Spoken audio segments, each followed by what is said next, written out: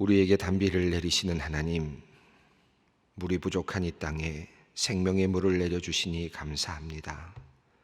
적절하게 때를 따라 내려주셔서 온 땅이 해갈을 하게 하시고 이 땅이 생명을 얻게 하셨습니다.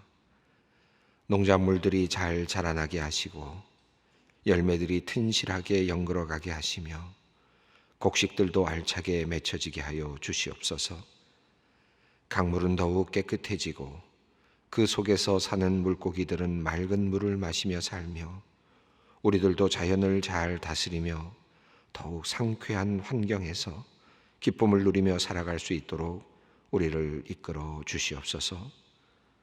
하나님, 이 땅에는 비교적 적당한 비가 내리고 있지만 주변 나라들에서는 홍수가 나고 폭우가 내려 어려움을 많이들 겪고 있습니다. 재난을 당한 이재민들에게 도움의 손길이 이르게 하시고 절망하는 이들에게는 소망을 허락하여 주시옵소서. 먹을 것과 입을 것도 주님께서 공급하여 주시고 무엇보다 폭우나 홍수로 생명을 잃거나 재앙을 당하지 않도록 주님께서 각별히 그들을 지켜 주시옵소서. 하나님, 코로나19로 인하여 66만여 명이 넘는 사람들이 세상을 떠났다고 합니다. 감염병이 아니었다면 더 행복한 시간을 살 수 있었을 사람들입니다. 그들을 잃은 가족들은 마음이 아프고 견디기 힘이 듭니다. 하나님, 이들 가족들의 슬픔을 위로하여 주시옵소서. 더 이상의 희생자들이 나오지 않기를 원합니다. 속히 백신과 치료제가 개발되게 하시고 감염병의 위력이 사라지도록 주님께서 역사하여 주시옵소서. 전 세계적으로 코로나19의 확산을 막기 위해 애쓰는 많은 사람들, 의료진들과 보건소와 병원의 직원들, 공무원들에게 지혜를 주시기를 기도합니다. 적절하게 잘 대처하게 하시고 좋은 결과들을 얻게 하여 주시옵소서. 하나님, 코로나19가 지속되면서 가정마다 여러 가지 어려운 문제들이 생겨나고 있습니다. 아이들과 함께 하면서 지친 엄마와 아빠들이 있습니다. 아이들을 돌보는 것이 힘겨워하는 부모들에게 하나님께서 이길 힘을 주시기를 기도합니다. 아이들을 잘 이해할 수 있도록 그들의 마음을 깊이 들여다볼 수 있고 그들의 마음을 느낄 수 있는 공감의 능력을 허락하여 주시옵소서. 육체적으로 지치지 않을 몸과 체력을 주시옵소서. 다시 오지 않을 복된 기회로 이 위기를 바꾸어낼 수 있는 명철함을 우리 부모님들에게 선물로 내려 주시옵소서. 부부싸움이 잦아진 가정도 있습니다. 하나님, 고된 노동을 하며 집을 돌보느라 힘든 시간을 보내는 배우자를 넓은 마음으로 바라보게 하여 주시옵소서. 어려운 시간 서로 돕게 하여 주시옵소서. 서로를 존중하며 아끼며 살아가게 하여 주시옵소서. 서로의 필요를 채우며 서로에게 종이 되는 참으로 아름다운 부부들이 될 수 있도록 주님 도와주시옵소서. 신혼의 기간을 보내는 부부들을 위하여 기도합니다. 사랑으로 가득한 값진 시간을 소중하게 보내게 하여 주시옵소서. 서로 다른 경험과 생각과 성품을 가진 사람들이 만나서 하나가 되어가는 시간입니다. 서로 양보하게 하시옵소서. 서로 배려하게 하시옵소서. 서로 이해하는 부부들이 되게 하여 주시옵소서. 신혼의 기간에 서로 상처를 주지 않게 하시옵소서.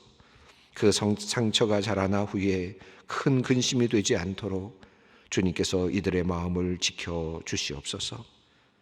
아름다운 가정을 만들기 위해 좋은 씨앗들을 심게 하여 주시옵소서. 무엇보다도 두 사람에게 한 마음을 주시기를 원합니다. 특히 한 신앙으로 주님만을 섬기게 하옵소서. 그리하여 오직 하나님만을 섬기며 의지하는 가정으로 세워져 가게 하여 주시옵소서. 아기를 선물로 받아 이제 막 엄마 아빠가 된 부부들을 위하여 기도합니다. 밤잠도 제대로 자지 못하고 아이에게 젖을 먹이고 기저귀를 가느라 힘도 많이 듭니다. 하지만 아이를 키우는 보람과 기쁨을 주시니 또한 감사합니다. 정성껏 사랑으로 아이들을 돌볼 수 있도록 이들에게 몸과 마음의 건강을 주시옵소서. 이들 중에는 특히 산후 우울증으로 고생하는 엄마들이 있습니다. 하나님께서 엄마의 마음을 위로하여 주시옵소서. 원망이나 두려움이 사라지게 하시옵소서. 도리어 평안과 기쁨을 주님께서 허락하여 주시옵소서. 아기의 심장에 구멍이 발견되어 치료를 받으며 기도하는 엄마 아빠가 있습니다. 참으로 어린 아이입니다. 또한 청력이 약한 아기 때문에 걱정하며 기도하는 엄마 아빠가 있습니다. 태어난 지 얼마 되지 않은 아이입니다. 하나님께서 이들 엄마 아빠의 마음을 아십니다. 하나님께서 이들의 기도를 들어주시옵소서. 아이들이 기적과 같이 나음을 얻게 하여 주시기를 기도합니다. 이들이 간증이 되게 하여 주시옵소서. 그리하여 긴 시간 함께 아이들을 키워나가며 가정을 이루어가며 하나님만을 섬기며 따르는 복된 가정들 되게 하여 주시옵소서. 지난 주일 심한 통증 끝에 응급으로 담낭 수술을 받으신 권사님이 계십니다. 간 수치로 인해 퇴원이 지연되고 있습니다. 하나님께서 섬세하게 전능하신 손으로 만져주시고 고쳐주시옵소서. 속히 회복되게 하시옵소서. 그리하여 기업 운영에 차질이 없게 하시고 온전한 나음을 얻게 하여 주시옵소서. 췌장에 암이 발견되어 오늘 수술을 받는 집사님이 계십니다. 평생 의료인으로 환자들을 돌보며 병을 고치며 살아오신 집사님입니다. 하나님 도와주시옵소서. 지금까지 환자를 돌보던 그 손보다 더 강하고 능력이 많으신 하나님의 손으로 수술하여 주시옵소서. 살아계신 하나님을 의지합니다. 주님께서 항암의 모든 과정에도 함께 하시고 온전한 치유를 허락하여 주시옵소서. 오늘 자가 면역 질환으로 오랫동안 불편을 겪던 발가락을 수술받으시는 권사님이 있습니다. 그동안 심한 통증 가운데서도 현장 예배의 자리를 지켜오셨습니다. 속히 나아서 보다 가벼운 발걸음으로 주님의 천을 찾을 수 있게 하여 주시옵소서. 정성껏 간병하시는 은퇴 장로님의 건강을 또한 지켜주시옵소서. 마음의 평안을 허락하여 주시옵소서. 이제 하나님의 말씀에 귀를 기울입니다. 살아있는 하나님의 말씀이 우리 안에 들어올 때 우리의 영혼이 깨어나 몸과 마음이 새롭게 변화되는 역사가 있게 하여 주시옵소서. 예수 그리스도의 이름으로 기도드리옵나이다. 아멘. 오늘 주시는 말씀 창세기 47장 1절로 12절 말씀입니다. 창세기 47장 1절로 12절 말씀 함께 봉독하도록 하겠습니다. 요셉이 바로에게 가서 고하여 이르되 내 아버지와 내 형들과 그들의 양과 소와 모든 소유가 가나안 땅에서 와서 고센 땅에 있나이다 하고 그의 형들 중 5명을 택하여 바로에게 보이니 바로가 요셉의 형들에게 묻되 너희 생업이 무엇이냐? 그들이 바로에게 대답하되 종들은 목자이온데 우리가 선조가 다 그러하나이다 하고 그들이 또 바로에게 고하되 가나안 땅에 기근이 심하여 종들의 양떼를 칠 곳이 없기로 종들이 이곳에 거류하고자 왔사오니 원하건대 종들로 고센 땅에 살게 하소서. 바로가 요셉에게 말하여 이르되 내 아버지와 형들이 내게 왔은즉 애굽 땅이 내 앞에 있으니 땅의 좋은 곳에 내 아버지와 내 형들이 거주하게 하되 그들이 고센 땅에 거주하고 그들 중에 능력 있는 자가 있거든 그들로 내 가축을 관리하게 하라. 요셉이 자기 아버지 야곱을 인도하여 바로 앞에 서게 하니 야곱이 바로에게 축복하며 바로가 야곱에게 묻되 내 나이가 얼마냐? 야곱이 바로에게 아뢰되 내 나그네 길의 세월이 130년이니이다.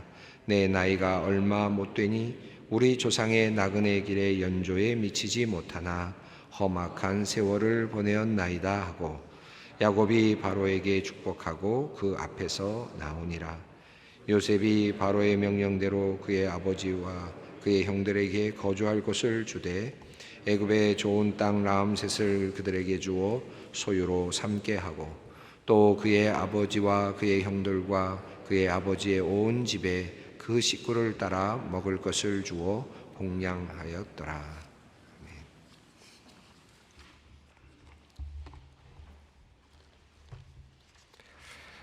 오늘 말씀은 요셉이 이제 바로 앞에서 형들을 이제 보여드리고 또 아버지를 야곱을 만나게 하는 그런 장면이죠. 우리가 계속 지금 읽어 내려가고 있는데 꽤나 저희가 잘게 이렇게 본문을 조금씩 짧게 잘라서일 수도 있겠습니다만은 그러나 이 과정을 보면 그냥 단순하게 아버지를 만나고 형들을 만나고 형제들을 만나고 용서하고 받아들이고 어떤 정착지에 마음껏 거주한 것이 아니라 하나하나 과정을 밟아 나가는 것을 우리가 살펴볼 수 있습니다. 그것을 또 성경이 숨기지 않고 있습니다. 하나하나를 자세하게 설명하고 있죠. 이게 정착하는데 생각보다 많은 시간과 과정이 필요하다는 것을 우리가 느낄 수 있습니다. 물론 이제 나중에 애굽에서 이스라엘 백성이 나올 때는 이거보다 훨씬 더 어려웠죠. 환대를 받으면서 들어가고 있는 상황 속에서도 절차를 밟아가고 있는 지금 상황을 우리가 본문 속에서 읽어가고 있는데 이제 출애굽 당시에는 환대가 아니라 완악한 마음을 가지고 있는 바로의 그 상황 속에서 그 상태 속에서 이제 그들이 나가기 위해서 더 많은 과정을 거쳐야 되는 것을 우리가 보게 됩니다. 이집트라고 하는 거대한 나라에 이제 조그마한 민족이 그곳으로 들어가고 있는 지금 그것을 묘사하고 있습니다. 이집트에 가보신 분들은 아시겠습니다만 어마어마한 제국을 이루고 있는 나라 아닙니까? 그 당시에도 그러했던 것으로 보입니다. 상당한 문명을 이루고 있는 나라이고 그리고 이미 도시화가 이루어져 있는 그런 나라이고 큰 아주 문명이 발전되어 있는 그런 나라에 이제 70여 명의 사람들이 들어가고 있다. 물론 숫자적으로는 70보다 좀 많아 보입니다만은 상징적인 숫자를 지금 성경이 이야기하고 있는데 어떻게 해서든지 70명을 모아서 70명이다라고 하는 사실을 밝히고 있습니다. 앞서 말씀드렸습니다만은 70이라는 숫자는 완전한 숫자, 작지만 완전한 숫자입니다. 그래서 그 사람들이 이제 그곳으로 애굽으로 들어가고 있는 장면을 묘사하고 있습니다. 왕의 호의를 받으면서 거대한 나라에 그 문명의 땅에 그곳으로 70명의 사람들이 들어가고 있죠. 우리가 이것을 조금 그 신약과 비교하면서 생각해 볼 수도 있고 또 영적으로 해석해 볼 수도 있는데 애굽이라는 나라를 우리가 하나님의 약속을 받은 나라와 비교한다면 애굽이라고 하는 나라는 세상이라고 하는 그런 의미로 받아들일 수 있을 것 같습니다. 이 세상이라고 하는 큰 제국, 문명을 자랑하고 있는 그런 제국, 그러나 약속의 땅을 부여받은 그런 선택된 백성이 선택된 땅에 있어야만 됐었지만 하나님께서 뜻이 있으셔서 그들을 지금 애굽의 그 땅으로, 세상이라고 하는 땅으로 그들을 지금 보내고 계시는 장면으로 이해할 수도 있을 것 같아요. 그래서 이 장면들을 읽으면서 들어가는 장면 안에서 우리가 세상 속에서 어떻게 살아야 하는가 하는 그런 관점에서도 오늘 본문 또 이어지는 본문들을 이해하고 또 묵상할 수도 있을 것이라고 생각합니다. 거대한 나라에 이제 70명의 사람들이 들어가고 있습니다. 이제 꿈이 이루어진 거죠. 하나님께서 꿈을 꾸도록 해주셨는데 그 꿈이 이루어지고 있습니다. 과연 이 거대한 나라에서 이들이 70명의 사람들이 조그마한 민족이, 그것도 문명이 발달된 그런 민족이 아니라 그저 목축업을 하는, 목자의 일을 하는, 양을 치는 그런 사람들이 과연 그곳에 들어가서 잘 정착할 수 있을 것인가 하는 이런 두려움 속에서 아마 그들은 지금 이제 바로를 만나고 있다고 볼 수 있겠습니다. 마치 처음 면접을 하는 것 같은 그런 모습이 보여지거든요. 바로를 만나는 장면에서 요셉이 매우 신중한 것을 볼 수 있습니다. 어제 본문도 마찬가지고 오늘 이어지는 본문도 마찬가지인데 요셉이 뭐라고 말합니까? 우리가 목축업을 하는 사람들이다, 목자들이다라는 것을 꼭 이야기해라. 또 고센 땅에 살 수 있도록 했으면 좋겠다 하는 그런 이야기를 하거든요. 그러니까 구체적으로 하나씩 지혜를 발동시키고 있는 것을 볼 수 있습니다. 꿈꾸는 자 요셉이죠. 그런데 꿈만 꾼 것이 아니라 이 요셉에게는 또 다른 하나가 있었다고 보여지는데 이 여러 장면에서 그에게 참 지혜가 있었다. 하는 것을 우리가 살펴볼 수 있습니다. 직업이 무엇이냐 묻거든 우리는 목축업을 하는 사람들입니다라고 말하십시오. 왜냐하면 목축업을 하는 것은 이집트 사람들이 가증히 여기는 것입니다. 이게 무슨 말이냐면 하찮게 여기는 일이다라는 것이죠. 그렇게 해서 그들로 하여금 하찮게 여기는 노력해서 그러나 존중은 해주겠지만 정치적으로 위협이 없다는 것을 느끼게 해주도록 하려고 하는 의도가 있었다고 보여집니다. 자, 이제 그렇게 요셉이 형들에게 그런 이야기를 하고 나서 실제로 이제 이루어지는 장면이 오늘 본문인데 47장 1절 한번 읽어보겠습니다. 요셉이 바로에게 가서 고하여 이르되 내 아버지와 내 형들과 그들의 양과 소와 모든 소유가 가나안 땅에서 와서 고센 땅에 있나이다 하고, 요셉이 바로에게 가서 이제 바로와의 형제들과의 그 만남을 주선하는데 하나의 힌트를 주고 있습니다. 우리 형제들과 가족들이 소와 양과 모든 소유를 가지고 왔다. 아무것도 가져오지 않아도 된다라고 했던 바로의 말과는 달리 그들은 양과 소를 가지고 왔다. 목축업을 한다는 것을 암시하는 거죠. 이미 암시하고 있고 또 고센 땅에 지금 와 있습니다. 고센 땅을 주십시오라고 이렇게 이야기하지 않고 고센 땅에 지금 정착하고 있습니다. 거기까지 이르렀습니다. 힌트를 주는 겁니다. 그래서 그들이 이제 고센 땅에 있었으면 좋겠다 하는 것과 그들이 목축업을 하고 있다는 사실을 암시해 주고 있는 거죠. 그리고 이제 2절에서 이제 형제들을 데리고 가는데 2절을 읽어봅니다. 그의 형들 중 5명을 택하여 바로에게 보이니, 다 데려가지 않았고요. 왜 그랬을까? 뭐 여러 가지 이유가 있을 것 같은데 우리가 지금 상상해 보기는 어렵겠습니다만 제가 보기에는 12명이나 되는 사람들을 다 데려가기보다는 또 그럼 위협감을 느끼지 않을까 하는 생각이 들었어요. 이 전체적인 흐름을 보면 바로로 하여금 위협감을 느끼지 않게 하려고 하는 배려, 정치적으로 또는 그 느낌으로 그가 그런 배려를 하고 있다는 것을 느낄 수 있습니다. 그래서 5명을 데리고 갔다. 이 말은 그리 많아 보이지 않는 그런 인원이면서 동시에 5이라는 숫자는 또 꽉 찬 숫자잖아요. 외국 사람들이 보기에는 5이란 5배를 먹였다. 뭐 이런 이야기들이 나오는 것처럼 5이라는 숫자는 이제 꽉 찬 숫자니까 아마도 이 5명을 데리고 가지 않았을까 하는 생각이 듭니다. 바로에게 보입니다. 그러자 이제 바로가 묻습니다. 3절 말씀입니다. 함께 읽습니다. 바로가 요셉의 형들에게 묻되 너희 생업이 무엇이냐? 그들이 바로에게 대답하되 종들은 목자이온데 우리 선조가 다 그러하니이다. 목자라고 하는 사실을 이야기합니다.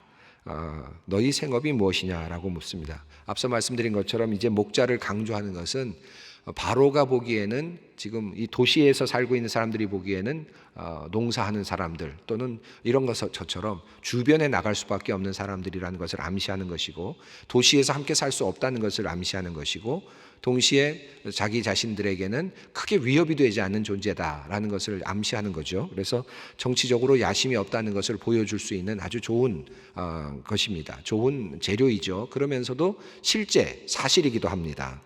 또 한편으로는 이렇게 말함으로써 조금 뭔가 멀리 떨어져 살게 함으로써 이 요셉은 이 형제들과 이 이스라엘 민족이 나름 어떤 혈통을 보존하고 살아갈 수 있도록 하는 기반을 마련하려고 하는 그런 의도가 있어 보입니다. 그래서 4절 함께 읽습니다. 그들이 또 바로에게 고하되 가나안 땅에 기근이 심하여 종들의 양떼를 칠 곳이 없기로 종들이 이곳에 거류하고자 왔사오니 원하건대 종들로 고센 땅에 살게 하소서.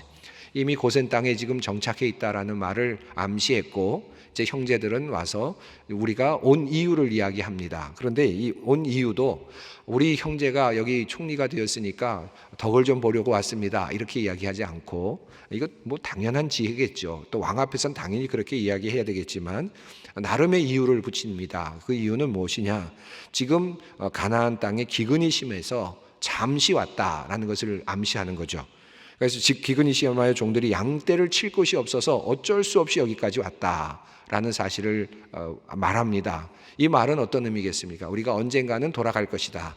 기근이 이제 사라지고 우리가 양떼를 칠 곳이 생기면 고향으로 돌아갈 의지가 있습니다 하는 것을 암시적으로 보여주고 있는 말이죠. 또 형제에게 어떤 의존해서 요셉에게 의존해서 여기서 뭐 어떤 영화를 누리겠습니다 하는 그런 의지가 없다는 것을 보여주는 굉장히 지혜로운 그런 지금 표현이라고 할 수 있겠습니다. 그리고 그들이 이미 고센 땅에 정착했다는 말을 했기 때문에 그들은 이제 그것을 다시 한번 컨펌을 합니다. 고센 땅에 살 수 있도록 해주시면 좋겠습니다 라고 그렇게 형제들이 이야기를 합니다. 자, 그러자 바로가 5절 6절을 읽습니다. 바로가 요셉에게 말하여 이르되 내 아버지와 형들이 내게 왔은즉 애굽 땅이 내 앞에 있으니 이 땅의 좋은 곳에 내 아버지와 내 형들이 거주하게 하되 그들이 고센 땅에 거주하고 그들 중에 능력 있는 자가 있거든 그들로 내 가축을 관리하게 하라. 자, 바로가 아주 환대를 합니다. 하나님께서 바로에게 환대하는 마음을 주셨습니다.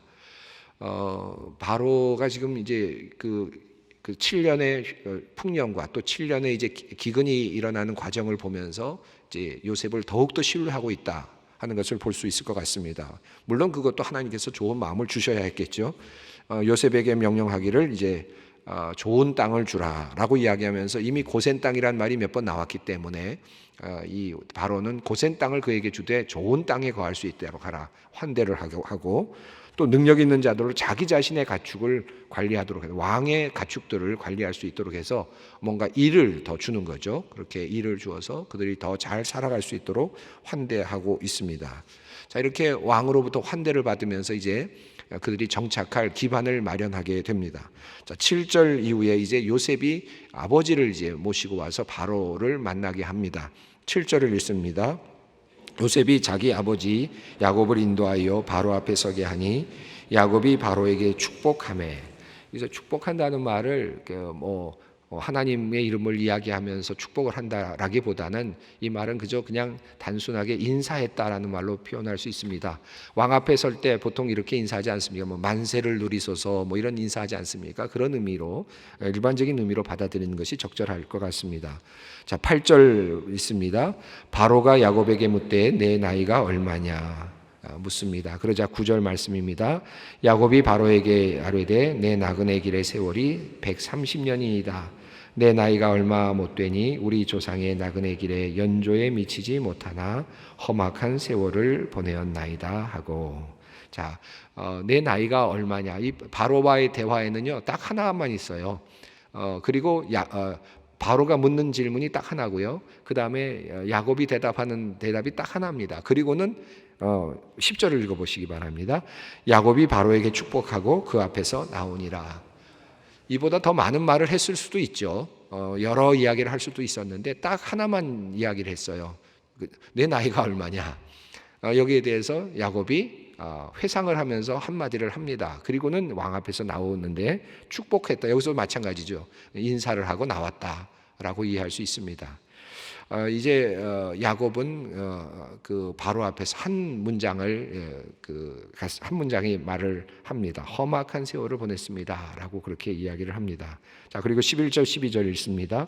요셉이 바로의 명령대로 그의 아버지와 그의 형들에게 거주할 곳을 주되 애굽의 좋은 땅 람셋을 그들에게 주어 소유로 삼게 하고 또 그의 아버지와 그의 형들과 그의 아버지의 온 집에 그 식구를 따라 먹을 것을 주어 복량하였더라.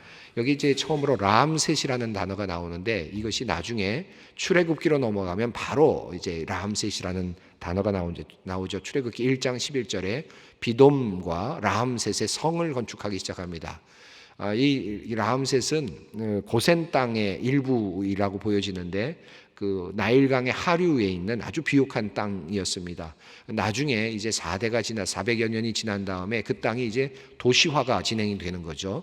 도시를 그곳에 만들었던 것 같습니다. 그때 이제 이스라엘 백성들이 살던 그 땅이 이제 도시가 되면서 그들이 이제 노동에 이제 들어가게 되는 그런 상황이고 또 한편으로는 출애굽기와의 연결을 만들어가는 그런 의미도 있겠습니다. 그래서 람셋이라는 이름이 이곳에 등장하고 있습니다.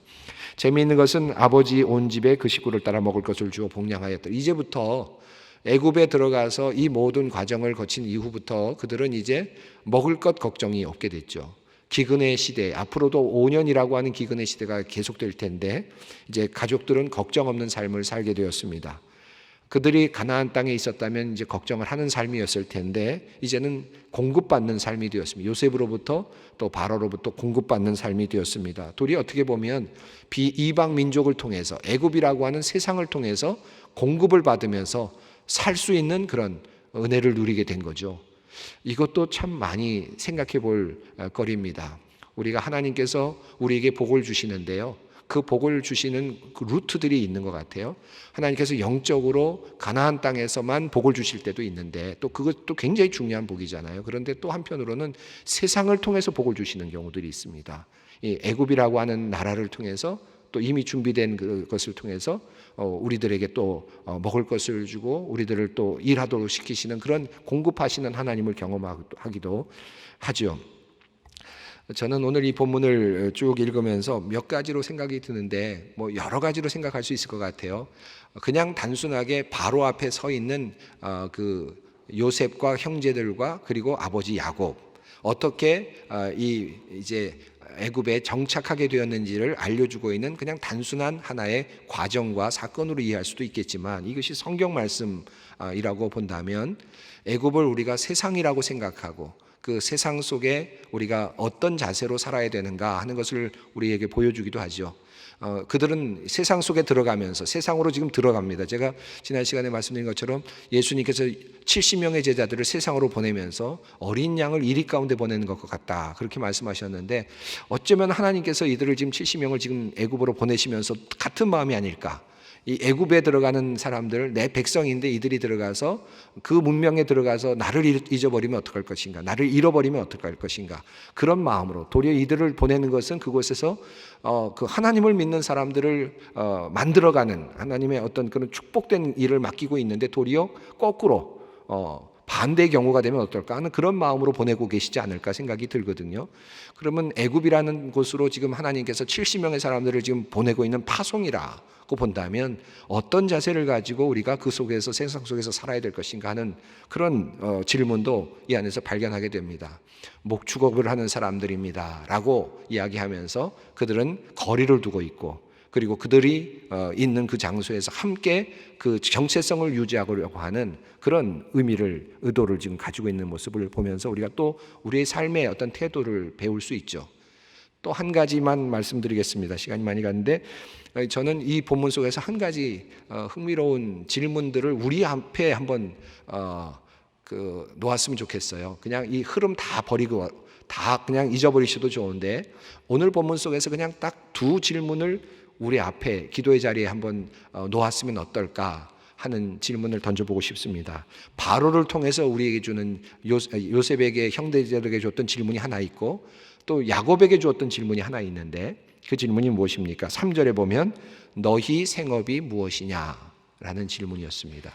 너희 생업이 무엇이냐. 그리고 그 다음에 8절에서 야곱을 향해서 물으셨던 것이 무엇이냐 하면 내 나이가 얼마냐 라는 질문입니다. 저는 이 질문은 그냥 그 자체로 우리에게 주어지는 질문이라고 또 생각합니다. 하나님이 오늘 나에게 물으신다면 하나님께서 물으십니다. 너의 생업이 무엇이냐? 네가 무엇하고 지금 살고 있냐? 라고 묻고 있는 그 질문 앞에 우리는 무엇이라고 대답할 것인가? 그리고 내 나이가 얼마냐? 라고 하나님께서 물으실 때 나는 뭐라고 대답할 것인가?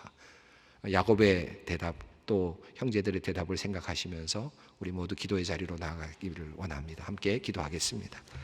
하늘에 계신 우리 아버지, 아버지의 이름을 거룩하게 하시며 아버지의 나라가 오게 하시며 아버지의 뜻이 하늘에서와 같이 땅에서도 이루어지게 하소서. 오늘 우리에게 일용할 양식을 주시고 우리가 우리에게 잘못한 사람을 용서하여 준 것 같이 우리의 죄를 용서하여 주시고 우리를 시험에 빠지지 않게 하시고 악에서 구하소서. 나라와 권능과 영광이 영원히 아버지의 것입니다. 아멘.